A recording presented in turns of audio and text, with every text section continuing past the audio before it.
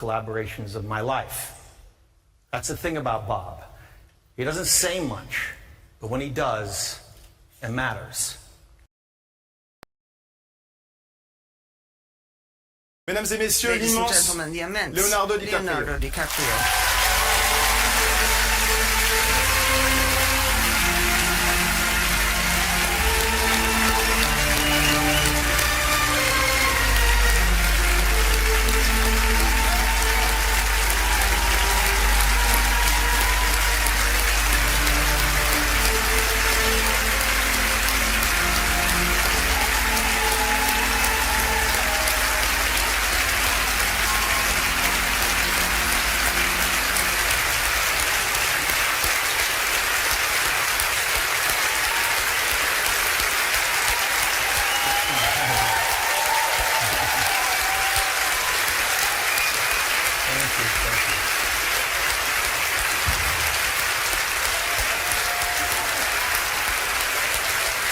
Good evening.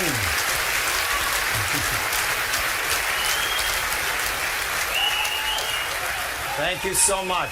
Good evening, everyone. Good evening.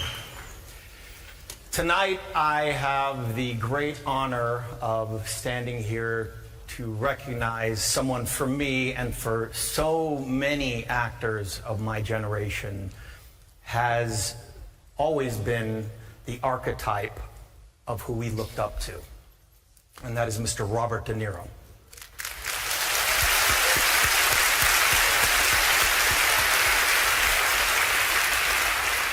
Robert De Niro's legacy isn't just in the roles he's played, but in the way he inspired actors to treat the craft, not as performance, but as physical transformation.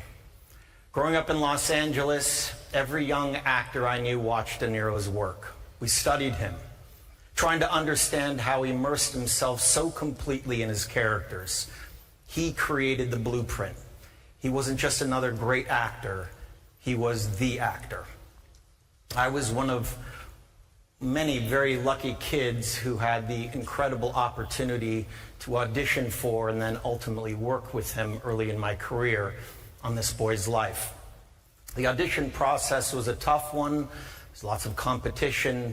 None of us knew who would get the part, and at 15 or 16 years old, I did the only thing I could think to stand out. I screamed at him at the top of my lungs. The room burst into laughter. Later that day, as the story goes, Bob was getting on his plane when the producer, he replied, "Second kid from the last." Luckily, that second kid was me. And that moment changed my life forever. It started my entire career in the world of cinema. And I told Martin Scorsese, "I just did this film with this kid. Maybe you should look into working with him." Important collaborations of my life. That's the thing about Bob. He doesn't say much, but when he does, it matters. Whether it's for his friends, his family, fighting for our democracy, or supporting the art of filmmaking, he shows up. Of course, Bob didn't appear fully formed. He grew up surrounded by art. His father was a painter, a serious artist committed to the truth through creativity. And you can feel the influence in Bob's work too, that deep-rooted need to cut through what's false, to strip away anything phony, and just tell the truth, no matter how complicated or messy that truth may be. And then there's his legendary partnership with Martin Scorsese. Together they shaped some of the most iconic stories in cinema, stories without compromise. They didn't just make films, they redefined what cinema could be. They elevated the actor-director relationship into a crucible of artistic risk, forging roles that feel inevitable in retrospect, but were unimaginable before they created them. I remember when my father first showed me Mr. De Niro's work in Taxi Driver, Godfather Part 2, The Deer Hunter, Raging Bull. And what stood out for me as a young man wasn't just his range or his power, it was his stillness, the granular details of character, that the soul of a film can live in a single, unspoken moment, that the loudest scene might be the one where nothing is said at all. That's something only the greatest actors can do. Let you into a character's mind without a single word. And let's be honest, he also taught an entire generation of actors how to stare into a mirror and talk to themselves. Don't lie, we've all done it. Now, if you know Bob, and I think many of you in this room do, you know he's not someone who particularly enjoys being in the spotlight off camera. If I'm lucky, I'll get a nod from him tonight, maybe even a half smile, and I will take that as a standing ovation. But every once in a while, even the most private of giants deserves their moment. A moment to be acknowledged, not just for their work, but for the quiet, lasting influence they've had on so many lives, on my life. So without trying to speak for the entire world of cinema here tonight, but probably doing it anyway, there's no one more deserving of this Palme d'Or Lifetime Achievement Award than Mr. Robert De Niro. Congratulations, Bob, and thank you for everything.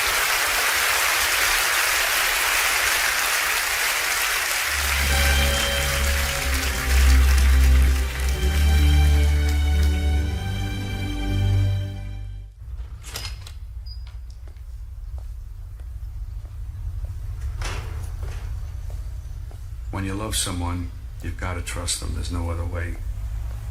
You've got to give them the key to everything that's yours. Otherwise, what's the point? And for a while, I believed that's the kind of love I had.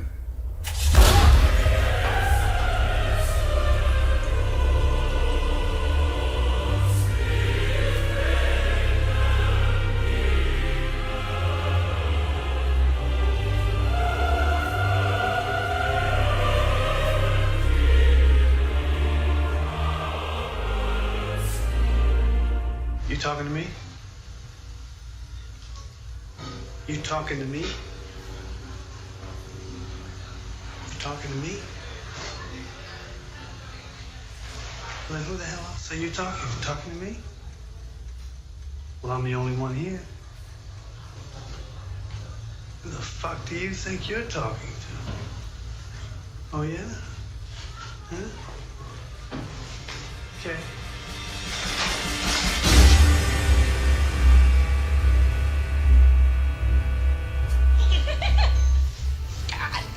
I don't know who's weirder, you or me.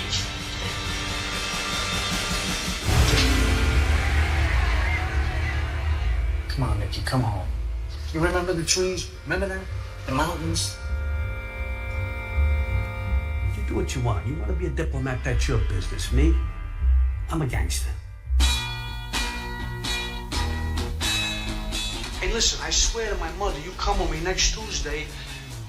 I signed the paycheck over to you, Charlie. I swear to my mother, swear to Christ, okay? Come on, you come, it's $110, you give it to Mike. Come on.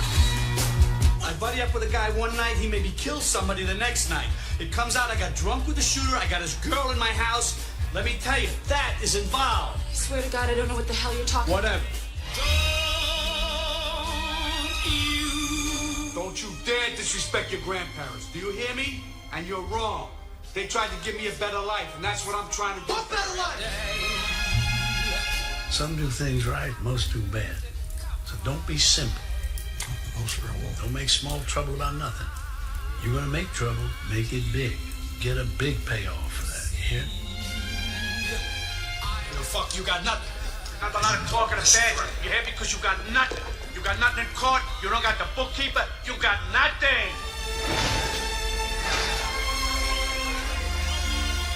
You fuck my wife. How could you ask me? I'm your brother. Just tell him. I mean, don't say one fucking word, okay?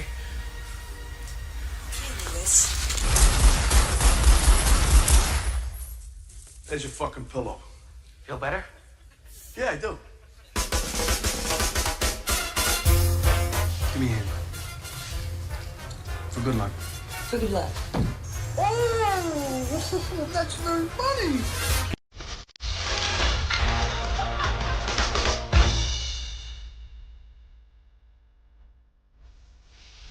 What have you been doing all these years?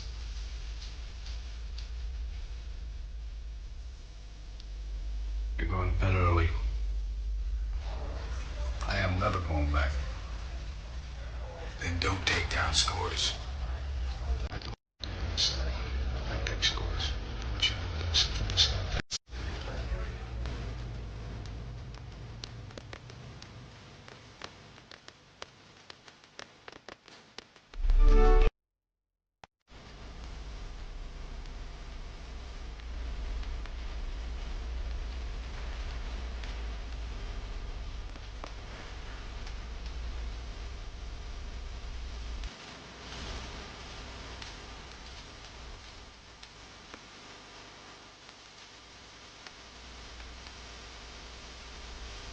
That's entertaining.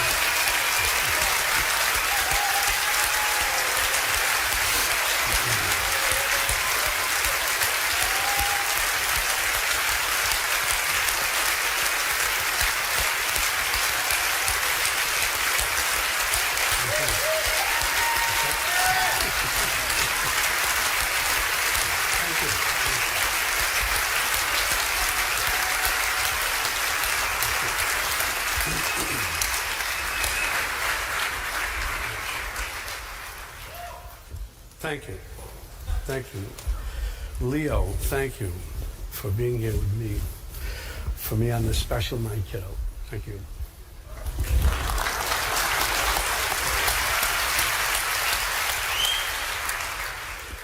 Merci beaucoup to the Festival de Cannes for this Palme d'Or d'honneur. Merci infiniment to the Festival de Cannes for creating a community, a home, if you will, for those of us who love the art of telling stories on screen. I came here first in 1973 with Marty Scorsese's Mean Streets, and then 50 years later with Marty's Killers of the Flower Moon. In between, I've been here with the films of Bertolucci, Roland Joffe, Sergio Leone, John McNaughton, Irwin Winkler, Barry Levinson, and then back again with Marty. I've been here as president of the jury, I've been here as a fan, and I've been here because this is my community and I need to connect with my community.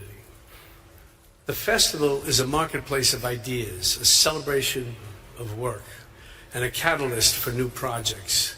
It was here that Paul Zimmerman, the former film critic of Newsweek, gave Marty and me a screenplay he'd written. We thought it was terrific, and to make a long story short, we made it, The King of Comedy. Cannes is a fertile ground indeed. Cannes was our touchstone when, together with Jane Rosenthal and Craig Hatkoff, we started the Tribeca Film Festival in 2002.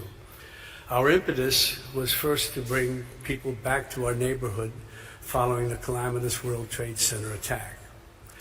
As we developed into an international event, we were inspired and guided by the spirit of Cannes. We're proud that like Cannes, we're known for being open and democratic. Democratic. There's that word. In my country, we're fighting like hell for the democracy we once took for granted. And that affects all of us. That affects all of us here because the arts are democratic. Art is inclusive. It brings people together. Like tonight, art looks for truth. Art embraces diversity. And that's why art is a threat. That's why we are a threat to autocrats and fascists.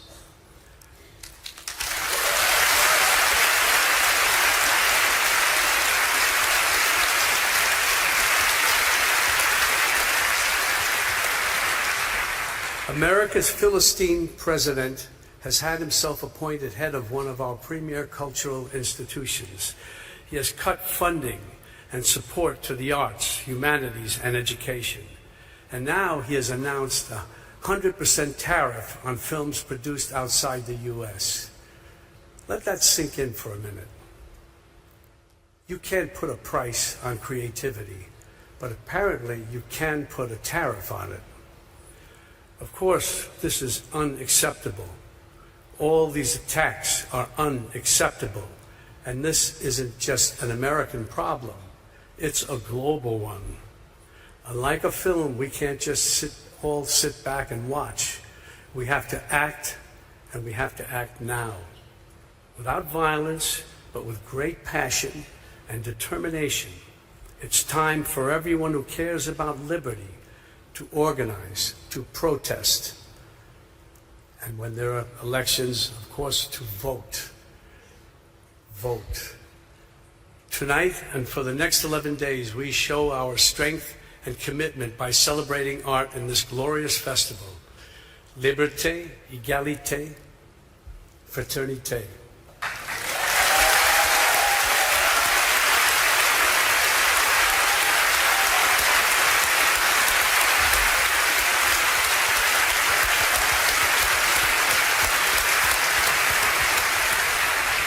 Vive le Festival de Cannes. Merci.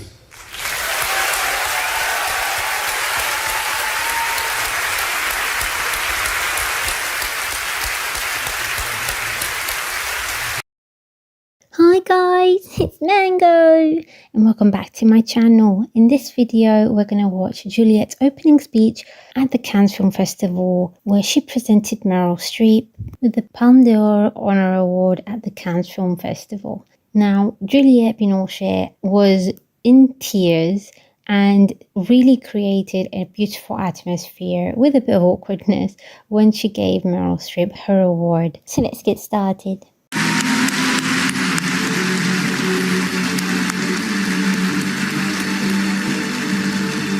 Juliet matching with the carpet is funny, but she looks lovely.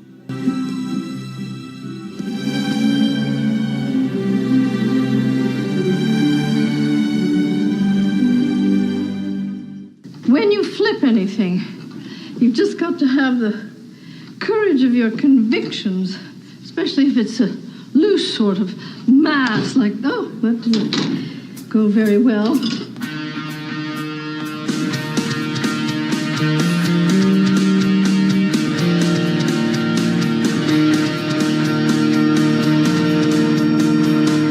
Somebody should probably say grace.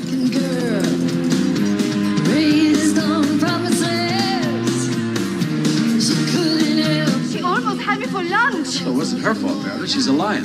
Well, it wasn't mine. Oh my God! Take it easy, baby. Make it last all night. She was, and I married. Oh, I'm in the pink.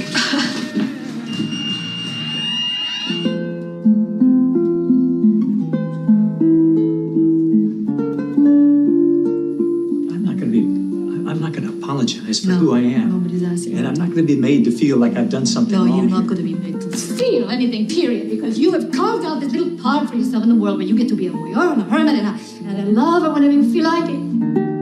I want to know what it feels like to care about something passionately. I came here to take my son home.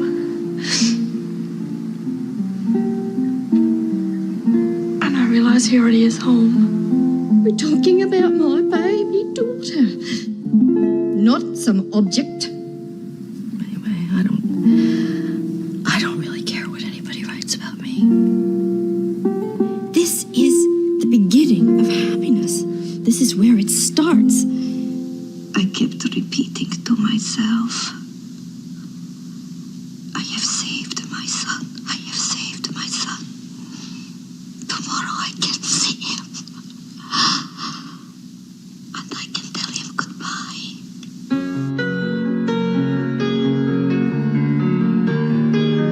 We are fighting for a time in which every little girl born into the world will have an equal chance with her brothers. The judges will decide. And this is no longer my father's company. It's no longer my husband's company. It's my company. And anyone who thinks otherwise probably doesn't belong on my board. The game is on,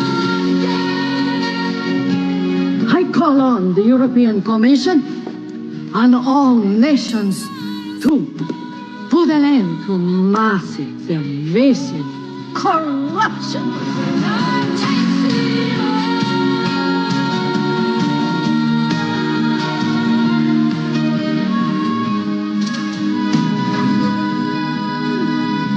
Max, they're blank, asshole.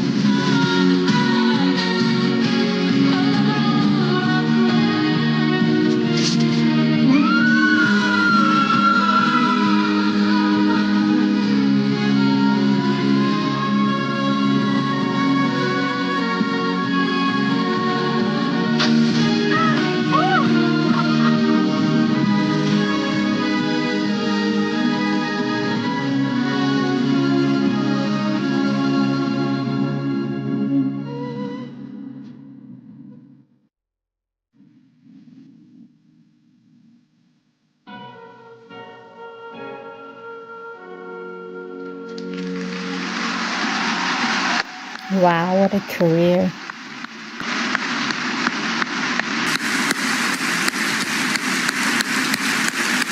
Merci d'accueillir Meryl Streep.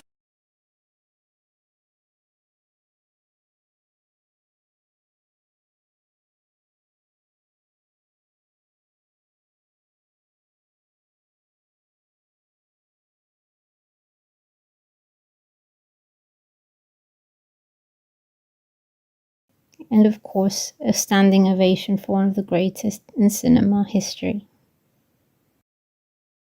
It's nice to see that she's taking it in. It'll be interesting to see how this year's honoraries are going to react in this year's Cannes Film Festival. Peter Jackson and Barbara Streisand are going to receive their honorary Palme d'Ors. I'll cover it on the channel.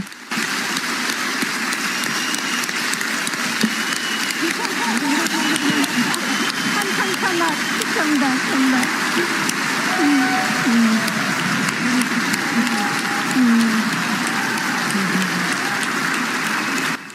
Both Juliet and Meryl are amazing actresses. I know Meryl Streep has 3 Oscars and Juliet has 1, but every performance by Juliet and her filmography really do showcase how brilliant and amazing she is as an actress.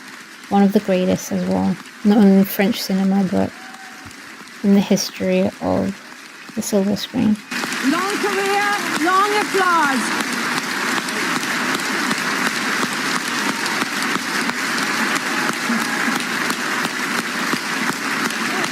You're adored. You are adored.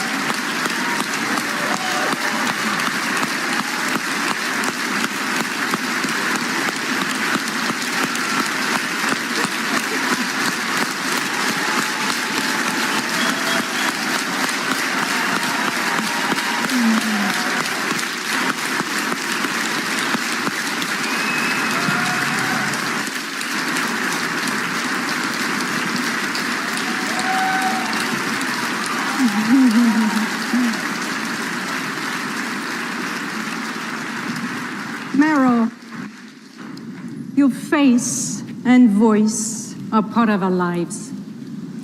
You've made us feel, you've nourished us.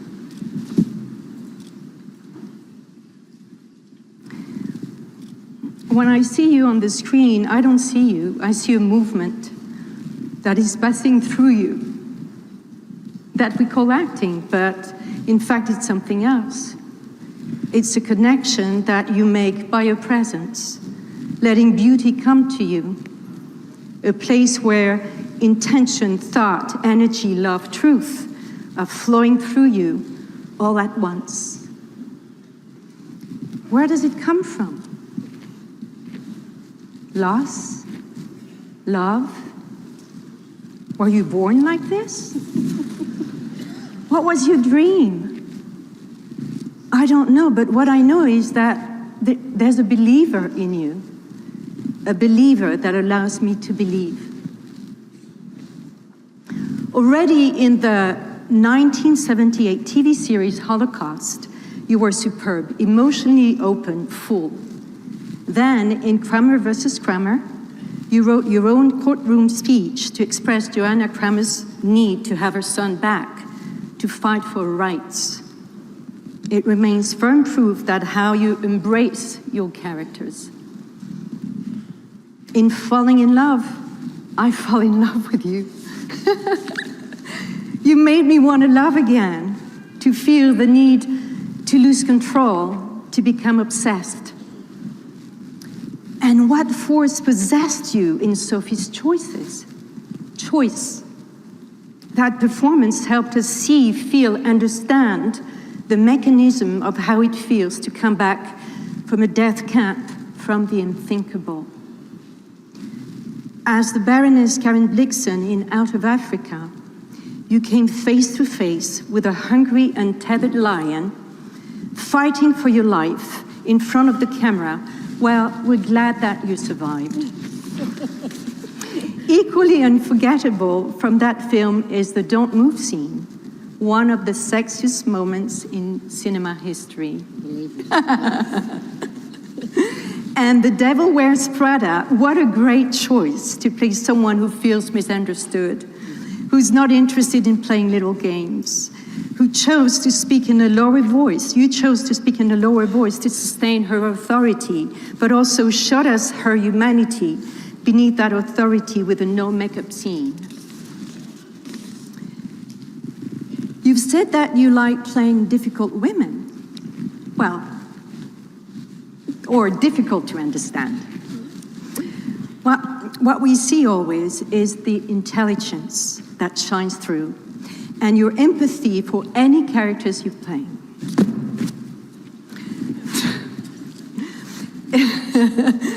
If women's contributions to history are still too invisible, yours have not been.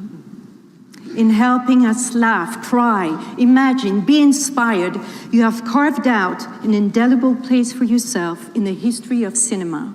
You are an international treasure. We can point out your greatness as a dramatic actress in movies like The Deer Hunter, Silkwood, A Cry in the Dark, The Hours, and Doubt, but at the risk of forgetting that you're also one of the great comedians of the screen in movies like Adaptation and Death Becomes Her. You're a master of mimicry, having played Julia Child and Margaret Thatcher, but your performances never feel like an imitation. You bring too much of your own self, your own art. What I could sense while rewatching your films is that you have fulfilled your dreams, our dreams, and beyond.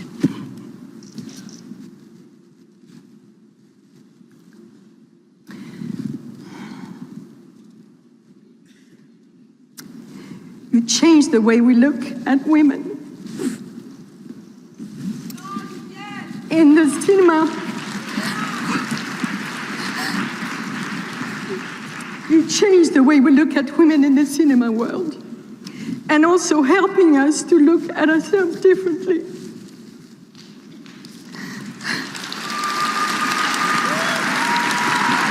And and yet you're unself-serious like me. I see such joy in you. You're always ready to have fun, to sing, dance, and undergo fantastical transformations, to channel different spirits. You've done musicals, comedies, dramas, tragedies, and we haven't even begun to talk about the theater career and all the accents you've achieved with your famous grip to go into languages sources. How did you manage to have 4 children? Meanwhile, Henry, Mary, Grace, and Louisa. Amazing!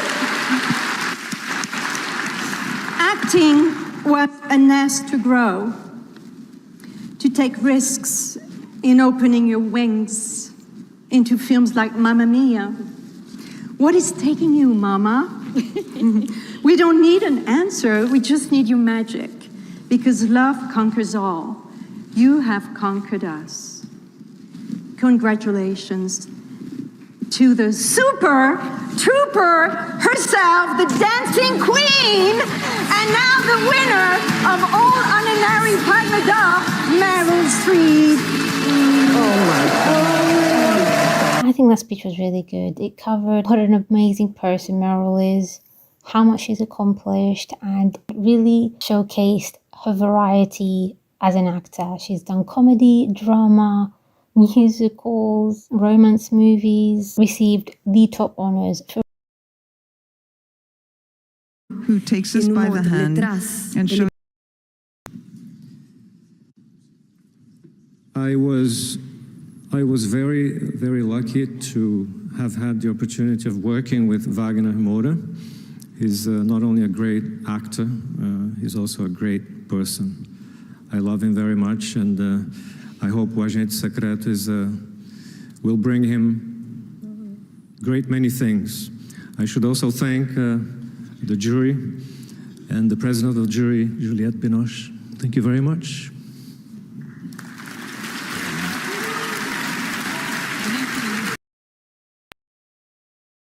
I've done in the history of cinema. Nobody knows about that except Spike Lee, who allowed me to do that and allowed us, and with Iris Knobloch, in a few minutes, we are going to give you something special tonight. Et je suis sûr que tous ceux qui sont là, ah oui, là-haut, vous êtes très, très, très nombreux. Et avant, et pour se souvenir, to remain when I say what you have done in history of cinema, let's make a small journey into your cinema, Denzel.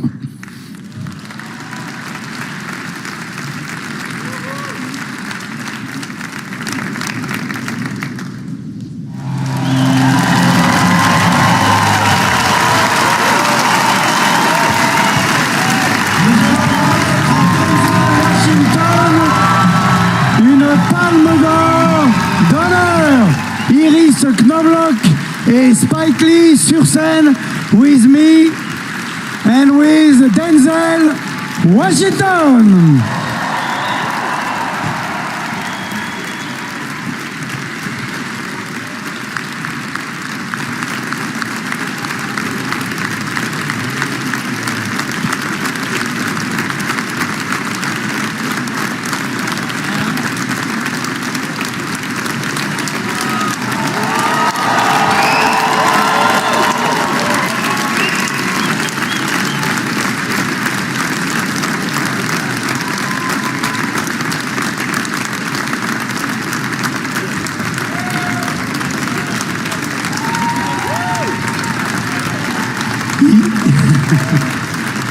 Iris. For the power of your talent and the inspiration that you have given to generations around the globe, you rightfully deserve the Palme d'Honneur that we are going to give you tonight. And I'm now passing it on to Mr. Spike Lee, who will present it to you. Thank you. This is my brother right here. I love him, and I'm glad you're here for all the people who love you too. We love you. And we have something special to give you, Mr. Denzel Washington. Which is the Palme d'Or d'honneur pour Denzel Washington.